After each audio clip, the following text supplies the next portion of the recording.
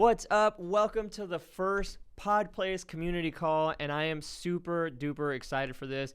If you're here, I'm so excited you've joined us, and although there's a small community now, this is going to turn into a great big community and change many lives. So today, a topic I really wanted to talk about was people who are winning in the industry versus people who aren't winning in the industry. So when I talk about industry, I'm just referring to content creation. Hey, Judy, let's go. We got our first join in. And we'll open up the chat to everybody for questions or statements, anything they want to share.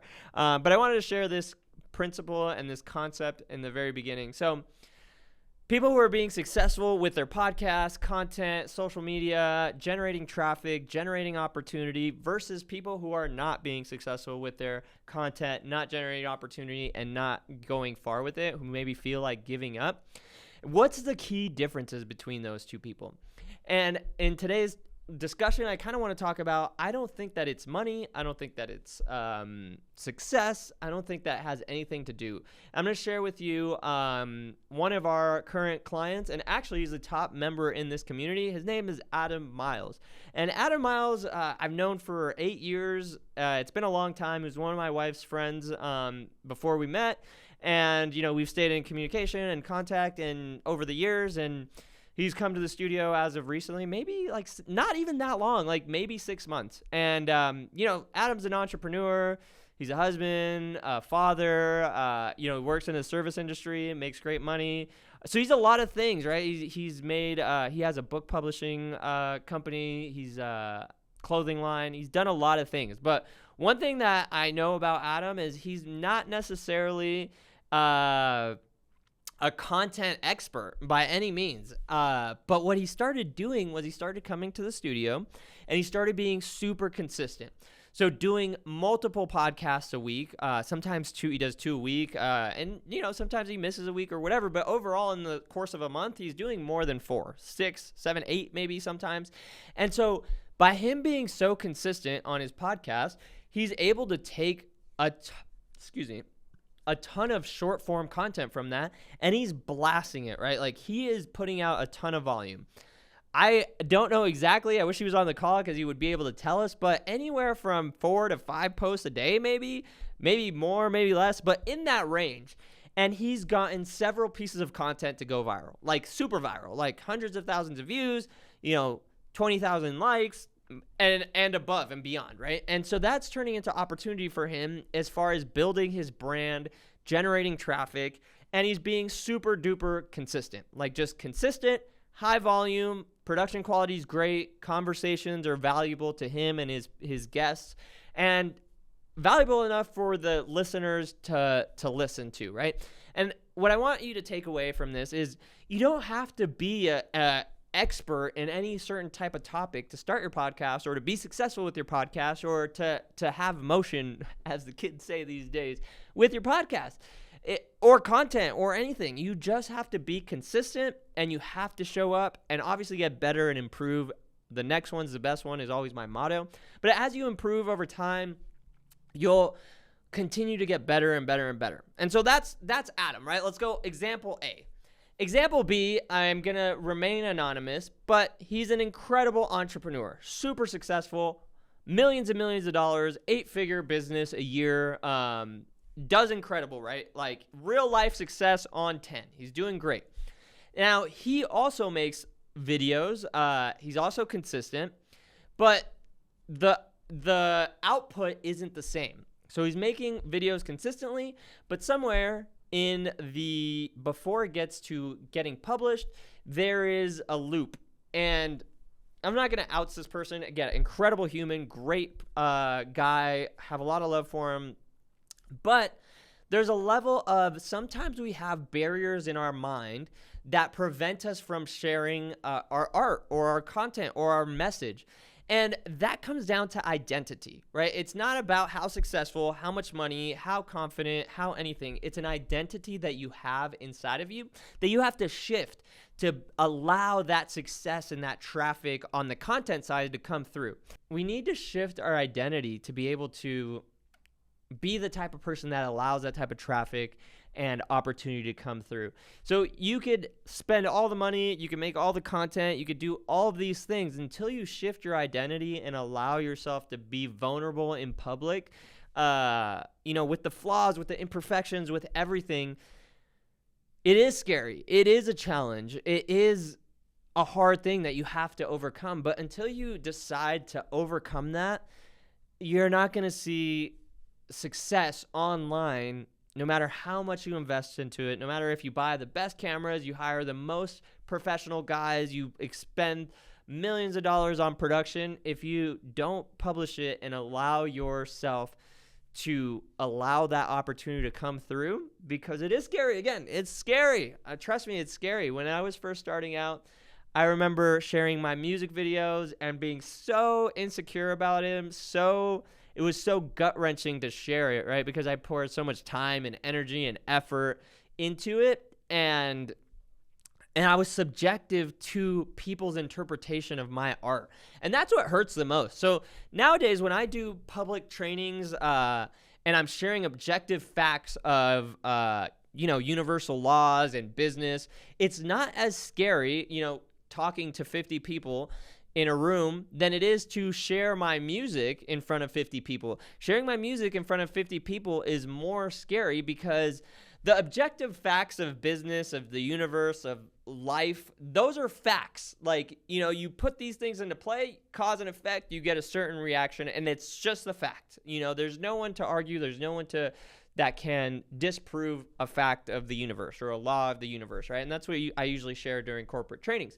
But when I share my art, my personal music that I put my heart into it, my soul into it, and it's my own message, and it's curated, and it's crafted, and it's an artistic piece of my heart, that is more scary because now you're subjective to people's criticism, right? Like, they could choose to not like that, and that stings a little more when you share your heart and something that you love, right? And for most creators and most people putting out content, it comes from the heart. No matter how you feel about it, it's a creative energy that comes from within you that you share to the world, and then it's subject to interpretation by people. And that, my friends, is the scary, challenging part that we must overcome.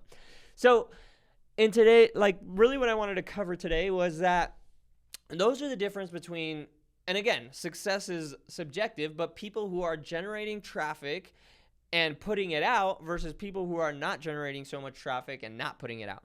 And Adam, in the example, is putting out high volume. He's shooting shots, right? He's shooting shots in the gym over and over and over and over again, and he's hitting some.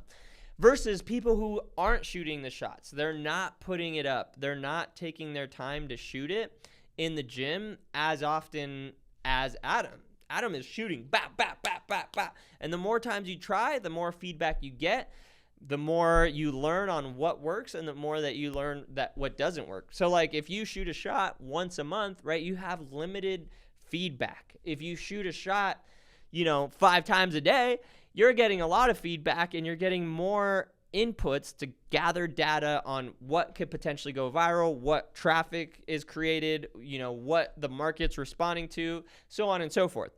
Versus the guy who's, not putting up so many shots. It takes longer to gather that same amount of feedback versus the person putting up a bunch of shots. And I know, again, there's people who, there's a lot of content coaches, there's a lot of people who have different theories. This is my perspective, is high volume, high traffic, a lot of feedback, right? If you do high volume and you're not improving, then it's not so much, then the high volume theory doesn't work as often. So the reason for the high volume is so that you could gather enough feedback and interpretation for you to be able to take it away, become better, and take that information and apply it. So let's open up the room for discussion. Judy, what are your thoughts? I did just want to maybe ask you how do you think you can shift your identity into becoming that type of person who can share more, share their heart? What do you think are the practical things that people could do? That's a great question. So for the playback, if you didn't hear the audio, she asked, what are some practical things that people could do to actively shift their identity? So there's a great book that I love. It's called Atomic Habits. And that book basically totally encompasses that whole concept. So if you want a really, really in-depth something to study, I would study Atomic Habits, but I'll give you the thumbnail sketch of it.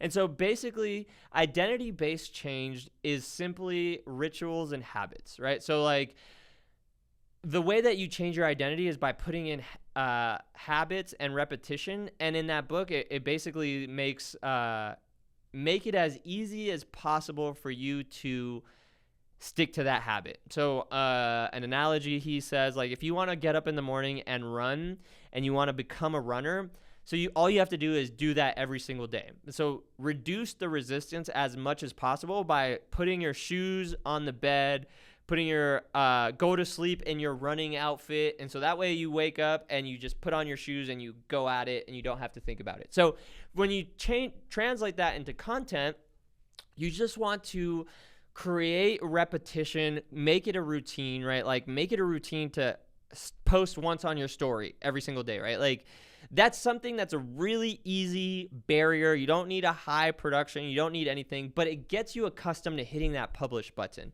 So like you need to shift your identity to becoming a content creator, to making content as part of your ritual and the way you conduct business. The top entrepreneurs, Grant Cardone, you know, Andy Elliott, Ed Milet, like any of the top entrepreneurs that you see online, they dedicate half of their week to content. So why are these top guys, like, you know, 8-10-figure billion-dollar guys, why are they dedicating half of their week to making content? Because it's the highest leverage thing that they could do. They make one piece of content and it goes and streams forever, right? Like people are watching this days out, months out, years out, their YouTube video, their short content, they're getting shared, and they could communicate to mass audiences, right? So if you have an offer, let's say you're a real estate agent and you want to sell a house, if you're cold calling, right, 1-to-1, 100 people a day, that's great. But can you post a reel once a day that reaches 1,000 people or 10,000 people? And the exponential upside of it is exponential. Maybe I said that backwards, but the upside to that is huge, right? So you have to take the gain, like the positive, the potential gain to do the hard thing and take action on that one thing, the story post, to build the habit to get to that person. Is the upside worth it? Is the upside worth looking silly, being embarrassed in front of people, being subjected to criticism? Is the upside worth it? To me, it's 1,000 million billion % worth that like silliness in the beginning, right? Not being afraid to look stupid while you're getting started. So how you shift that identity, I guess, back to the practical is just one little step at a time. So one story post at a time. Okay, cool. Once you get comfortable with that and you're doing that every single day, like, and you doesn't feel like a huge challenge, take the next step, right? The next scary step, and make that a ritual and a habit. Okay, post one reel to your feed.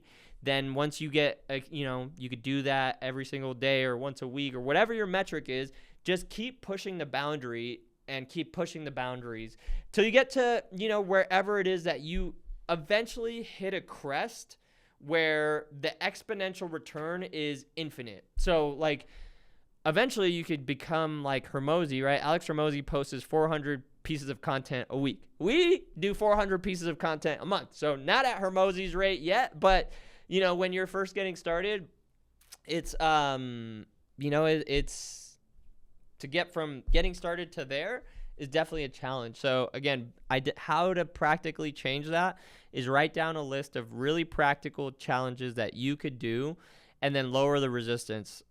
Put it on your calendar, make it a habit, make it a ritual to post. Because chances are you're looking at your social media every single day. You're consuming content every single day. I would bet my life savings that you go on social media every single day. So you might as well just, when you go, before you scroll, right, before you give yourself a reward, just do one little story post. Share one idea, share one thought, post it, and then go about your day, right? And then what's cool too is that when you look back, you're actually making progress. Instead of wasting time scrolling or not getting a return, you start to become a creator. And the more you create versus the less you consume, you switch sides to the creator side versus the consumer side. Was that helpful? Yes. Incredible.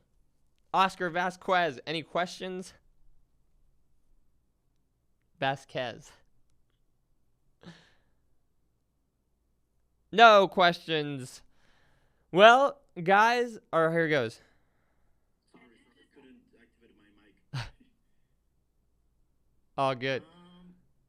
Well, I've been dealing with having the ideas, but and then recording, but then not posting.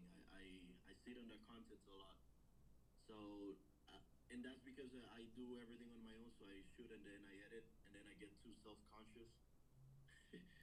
For real? That's exactly what we're talking about.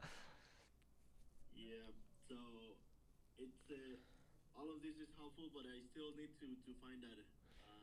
You mentioned a book. Can you repeat that book's name? It's called Atomic Habits.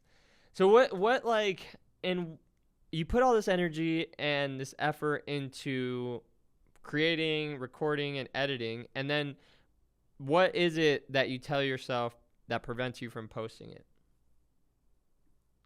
I feel like I know because it's my job to tell people how to act in camera. I know that it could be better, that it could have better structure, or that I could just have better shots, better lighting, and just keep getting over judgmental with myself. Yeah, that makes sense. I mean, here's the thing too. It's that I see that comment. That's basically what the whole theme of today is. The next one is always the best one, right? And however much people think that you think that they care, no one cares as much as you do. And so if it's not good enough by your standards, like for me, right? Like if it's not good enough for me, I just post it anyways and then do better on the next one. Because like if you never put it out, you never get like you never know. For us, sometimes some of the ads we think are the worst, they're not going to perform. And I feel insecure about like, oh, people are going to like hate on this. They perform and make thousands of dollars, right? So like you never know who actually will resonate with it if you never post it. And I know again, it's an identity based thing. It's feeling vulnerable and being afraid of the market. But that's the decision you have to make is the upside worth it? And is it something you really want? And if you do, and if the answer is yes, then you have to take the plunge. You got to cold plunge it.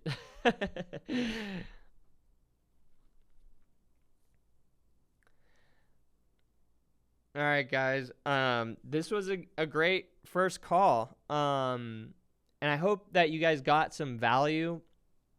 Again, this is just the beginning. This we're gonna do these weekly. If anybody has things they want to discuss on the next call, leave it in the chat, leave it in the community, and we will make trainings and videos regarding what you guys are struggling with. So thank you guys so much, and we'll see you on the next call. Peace.